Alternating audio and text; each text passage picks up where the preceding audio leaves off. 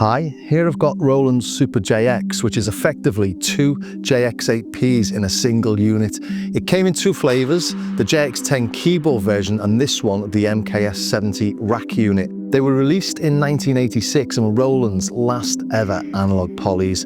By then, the synth world had its head turned towards digital after the release of the DX7 in 1983. And Roland really embraced that fashionable, futuristic, minimal look with menu-driven interfaces rather than knobs and sliders for all the latest synths like the Alpha Junos, the JX3P, the JX8P, the Super JX. Knobs and sliders were for those old dinosaur synths of the early 80s and 70s.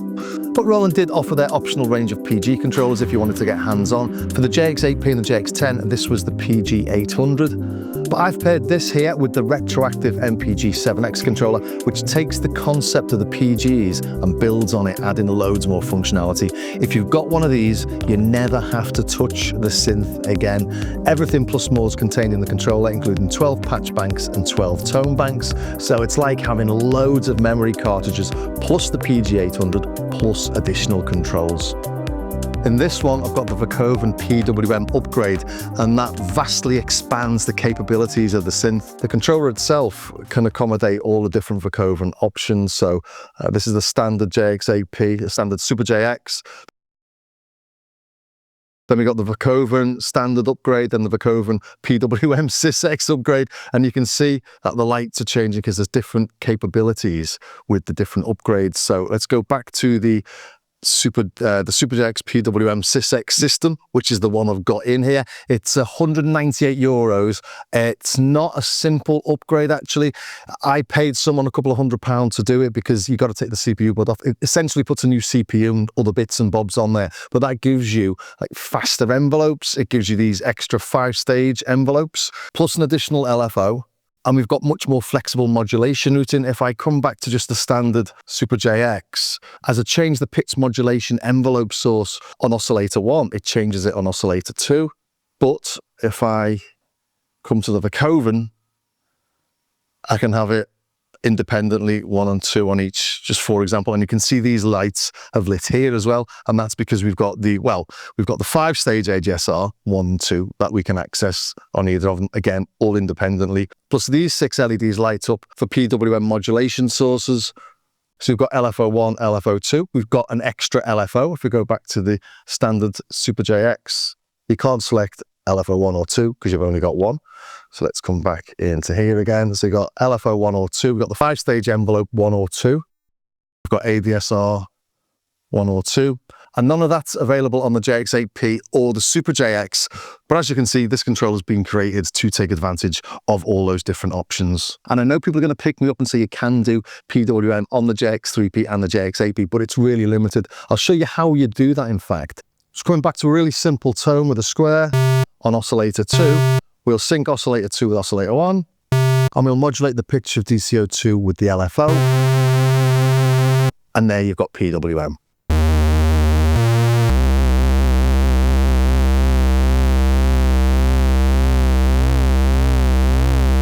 And you can argue amongst yourselves whether that's true PWM or not, but it looks to me like a pulse wave being modulated on that frequency analysis. So you can do it, but it's nowhere near as flexible. You're stuck with only having one oscillator you can listen to. And using this update, you can use all the envelopes as well. So you can do those things like little piano tones and stuff. So put this onto the pulse that we can modulate the width of. We'll modulate the width with ADSR1, add a little bit of release to ADSR1, and add a bit of envelope amount.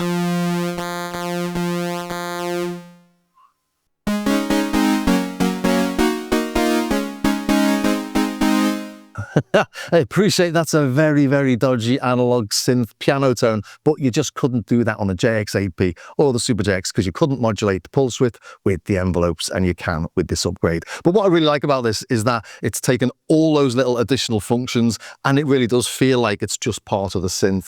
Let's load a patch and reso bass type thing. So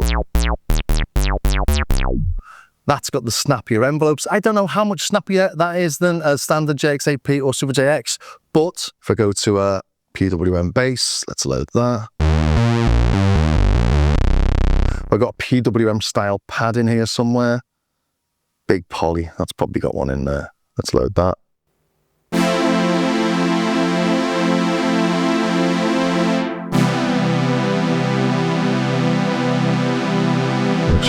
turned up.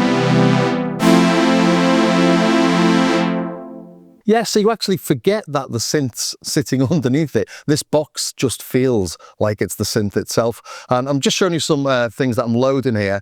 I've got we go to different banks. We've got 12 banks in here. So you've got 12 times more than you've got on the synth itself. And you've got tone banks as well. So you can save the tones independently from the patches. You've got 12 banks of them. I've not used them yet. But I do have my patch bank here. Where is it? And on this, I've just been playing around, you know, trying to make tones with it. This is the first one I made. Let's put this onto a chord, shall we? So I don't have to play with more than one note.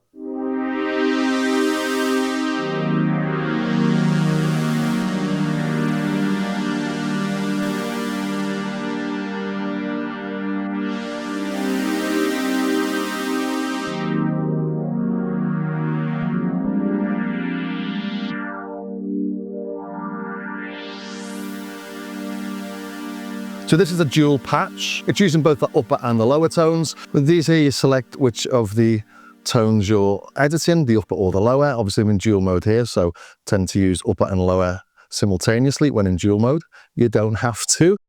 Then we've got single modes, where it just plays a single tone, obviously. Go to the upper or the lower. Split mode, we can change the split point on here. If we go into the main menu, we move across, we can go down and we can see split points here, the upper and the lower split points. And then we've got these really cool ones called, X fade and T voice. And these select which of the tones they play, the upper or the lower, depending on the velocity. On the T mode, there's a transition velocity where it'll play the upper above that velocity and the lower below that velocity. And then we got this one, which is crossfade, and this crossfades between the upper and the lower depending on the velocity, as the name suggests. And this is a little patch I made showing that. So that's the lower, I think, is that? Yeah, lower and upper. It's not playing the upper because I'm playing too quietly. As I play louder, it plays the upper. So it means you can play really dynamically.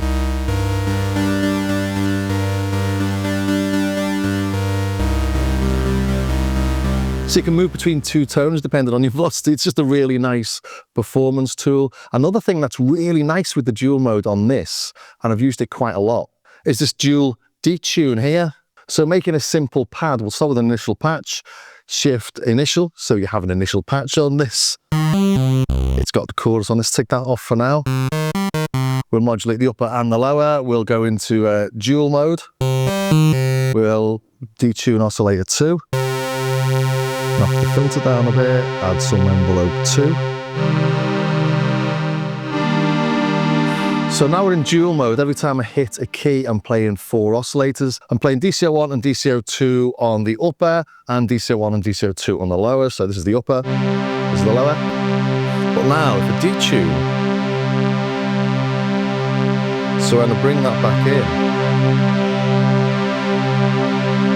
We're getting loads of detune. We're getting the detune between DCO1 and DCO2 on the upper and lower, and then we're getting the upper and the lower smudging as well. Beautiful.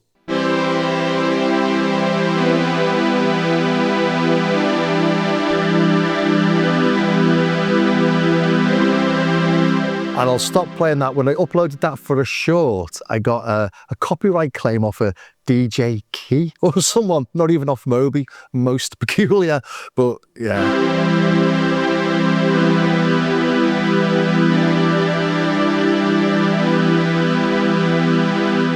And that just shows why the Super JXs were renowned for the pads. That's about 4 moves from an initial patch, isn't it? Detuning oscillator 2, knocking the filter down a bit, changing the envelope, and then detuning A and B, and then adding the chorus. So yeah, 5 moves from an initial patch to get that. That's amazing.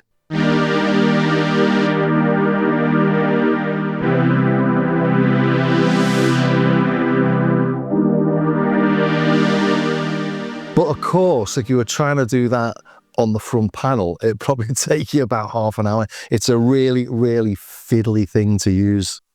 We're in play mode at the minute, but we've got different modes we can access: patch mode, tone mode, and MIDI mode. And we go through the menus with these buttons here, or we can go to the over here to change the settings. And then we change the parameters using the alpha dial. Yeah, it's just a big old pain in the backside to use. So apart from being just really easy to use and to access all those parameters and having all this in front of you, there's a few little extra bits that you get on the Retroaktiv controllers that you don't get on, let's say, the PG-800 or any other controller I can think of, to be honest. The one that springs to mind most is this assign slider here. So I'm not sure what I've got this one set up for. It sounds like the filter. But you can assign it to, I think it's 5 different parameters. I'm going to load the patch I used it on, I think it was this one. Let's hear this. So there you go, you can hear that it's adding LFO and it's increasing the filter.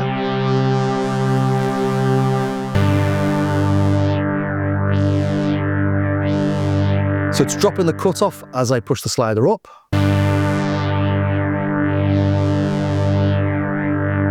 And it's doing something with the LFO as well. Coming into the assign options, we can see, yeah, there you go. Destination 1 is the upper and lower balance, so that's this. Destination 2 is the filter cutoff, and it's inverted. So as I push it up, it drops it.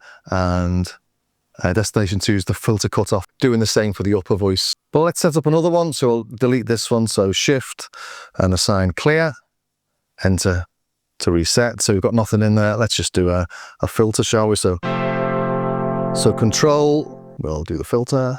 There we go, and you've got the minimum and maximum. So where I've just moved that down and up, they're the minimum and maximum.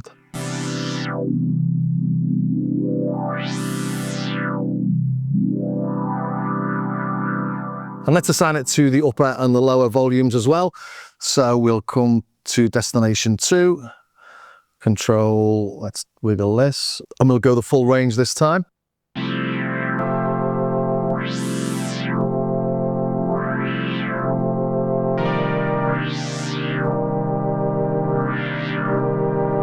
And you can save those assignments separately. So if we go to store, go to the assign.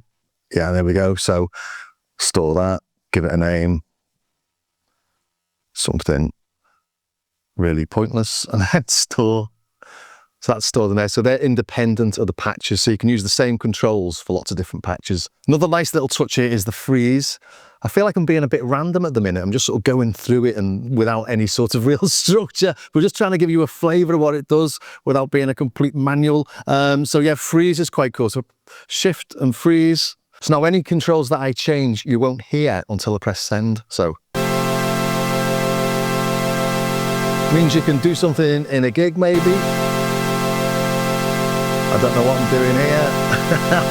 But when I press enter, it'll now send that to the synth. Oh, there you go. Nice little touch. Got a panic there if everything goes wrong. Initialize. So everything in blue that you can see is a shift function. So shift is hitting this middle pot. And an interesting thing you get on the JX-8P is this thing called chase. I'll just initialize a patch. We've got this chase, and it's like a digital delay, but it's not a digital delay, it's a MIDI delay. Let's go into the chase menu. This is the same menu as if I went into main and then clicked right. Same menu, so chase on or off, turn it on. So chase time and chase level, you've got different modes.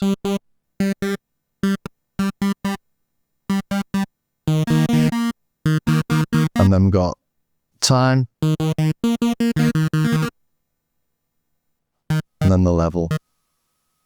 So it's a bit like a crap digital delay, but it's a feature of the JX-8P. But again, it's on here. A couple of other functions I've not mentioned yet. If we go to the MIDI pages, we can see we've got ports 1, 2, and we've got USB as well. Next page, we can have 2 units. So you could have 24 voices. And then the following page, we've got a chord mode. So if we turn that on, got a chord written in there already.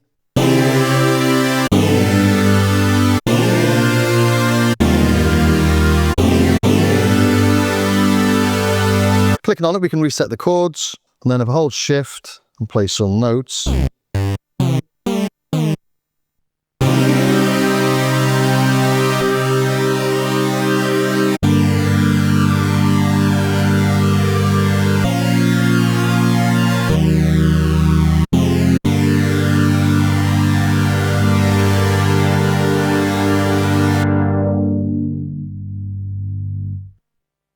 And another cool little feature I wanted to show you, let's just turn chord mode off. There's this patch generator, so we've got different categories. Bass, pads, polysynth, brass, bells, piano, and in each of those we have subcategories. So what have we got in the subcategory of polysynth? Oh, there's a subcategory on that one. I know we have on bass, sustain, decay to zero. So let's create one of those. Nice, try another. And these are all created intelligently, as you can tell.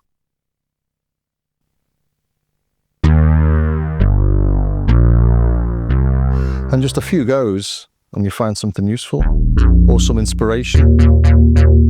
Let's go to decay to zero again. Yeah, that's a bass tone, isn't it? And you can toggle on and off the different parameters that you want it to randomize. So the randomization inside is different, obviously, for each of the tone categories.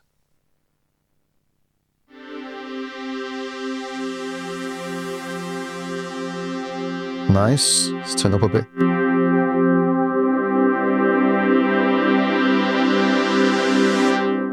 That's really nice, that. A little bit more release on that.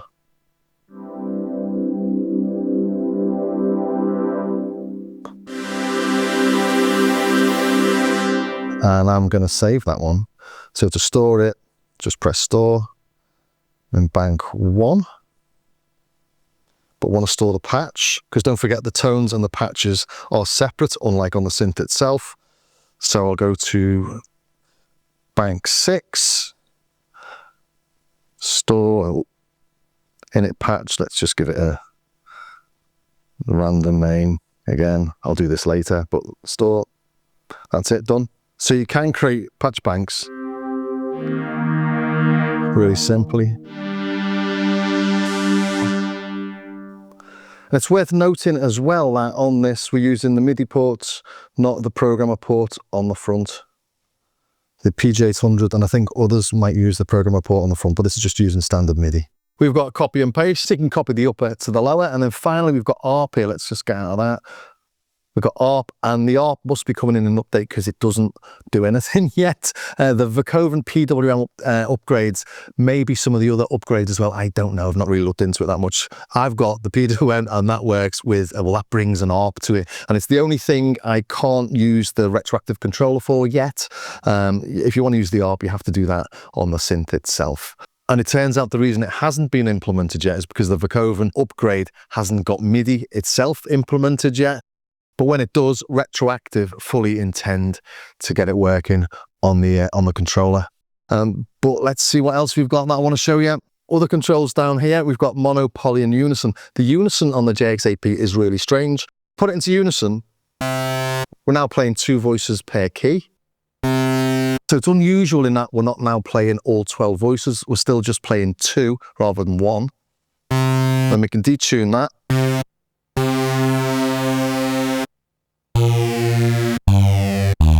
And Unison 2 mode adds an octave, or like a sub-octave.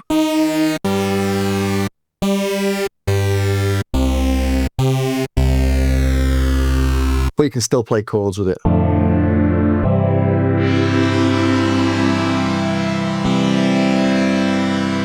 So yeah, a really interesting take on Unison there. And down here we got the glide, on or off, pitch bend amount and modulation amount. So without going into absolutely everything this can do, hopefully it's given you a good idea of what it does, what the differences are between the PWM upgrade from Vecoven and the standard JX-AP. You lose this, you lose the extra LFO, and you lose some of the modulation routing. So the original JX-AP and the Super JX were a lot simpler than what I've got in front of me, which is reflected on the original PG-800. But this, it feels like it is the synth, as I said earlier. It works so well. You just don't have to look at the synth at all. It's done. And the buttons on the synth, because it's an older synth, the buttons are a bit dodgy. They double trigger and stuff like that. Because to do anything, you're hammering through those buttons. So yeah, this is a highly recommended. It's not cheap, but if you love your MKS-70, it's a well worth it upgrade, I think, because it really massively opens the synth up. I'll play you a few of the patches I've made. I made a whole patch bank here. I'll stick it onto my Patreon if anyone's got the PWM Vercoven upgrades for this. I'll play through some of these because it just shows what a nice synth it is. Starting off with a really simple pad. But really nice. And then the next one I made was, trying to remember what I did here, but this has got a lot more modulation in it, really subtle modulation. Just to give it a nice bit of movement. We're going to the envelopes. Oh, main.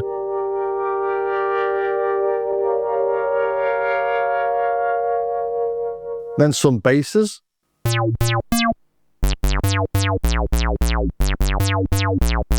You don't get the massive resonance that you get on the Junos. It won't self-oscillate, so you can't do the sort of organ tones and things like that.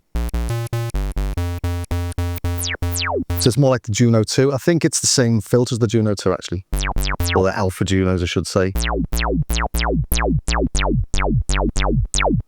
But it gives enough to get a bit nasty. Solid bass.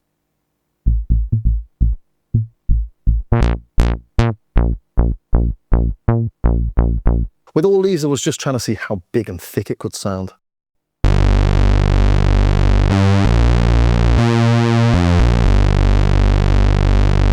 So that's stacking up to anything. Turn it up and your woofers are really wobbling. What have we got next?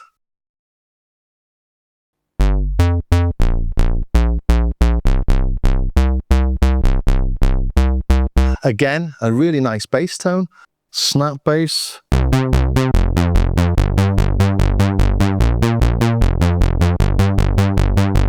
Yeah, liking all these. I did make them myself.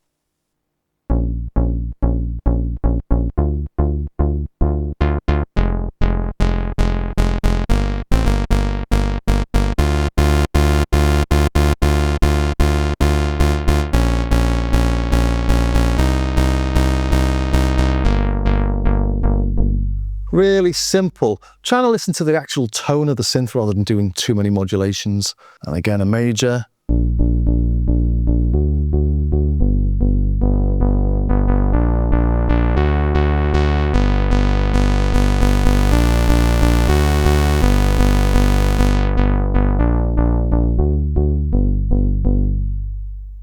This was me trying to do a Prophet 5 style thing.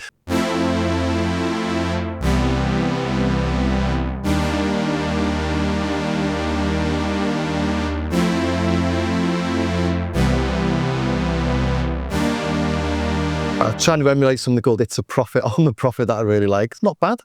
Go pad, I think we know what this one's going to be. My first attempt at doing that.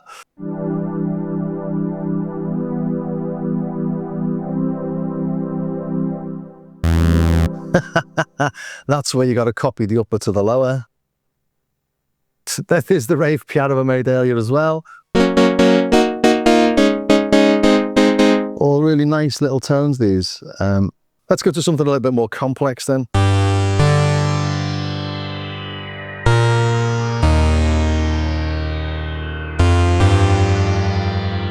And that's a dual patch with two different tones. One's like a piano. And then one's all a bit spacey.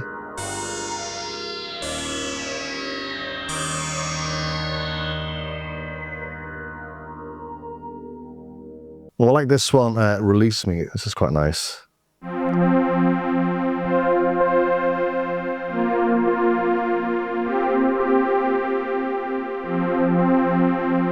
And it changes as you release it.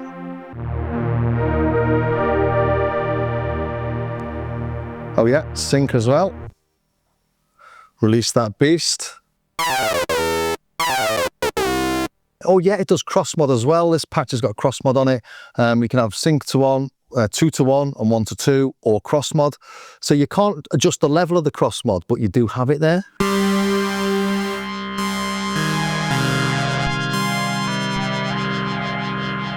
Oh, and that's nice as well. You've got this rate modulation of the LFO, so you can change the rate of the LFO 1 with LFO 2. You can hear it there.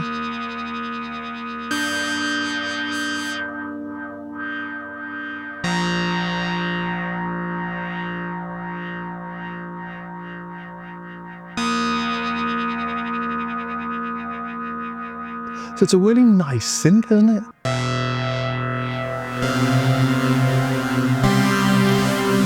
Those lovely, big, thick, rich textures you can get from it. I'm modulating with the PWM upgrade as well with these different envelopes. So you got 2 5-stage envelopes plus the ADSRs and with the 2 packs as well. Just nice swirling, evolving patterns. I've only just touched the surface of it really. I've 25 patches in and I'm just beginning to get to grips with it. But yeah, a really nice thing. And the retroactive controller is absolutely superb. If you've got an MKS-70, what are you doing if you don't have a controller? Because this is a fabulous thing. And the retroactive ones, I think, are the best on the market. They're really well built. If you look at the knobs, for example, they're solidly bolted on. Everything just feels like a proper synth, if that makes any sense. Anyway, I have waffled on for long enough. It was a bit of a whirlwind tour, that of this. I didn't want to go through everything individually, just trying to throw myself into it and show you exactly what I've been doing with it and why I think this is a very worthwhile investment. Well, I hope that was of some use to somebody somewhere. If it was, please do subscribe, ring the bell, join me over on Patreon, all those sort of things. I'll upload those patches. Yeah, and also do check out starskycar.com. There's patches, the samples, stuff to download, stuff you can buy, free stuff, bits and bobs on there. Always nice when people buy some of even the cheaper bit. It's always nice even when people buy some of the cheaper bits, as I always say, because it really does all help to support the channel. So thanks very much for staying to the very end, and I'll see you next time.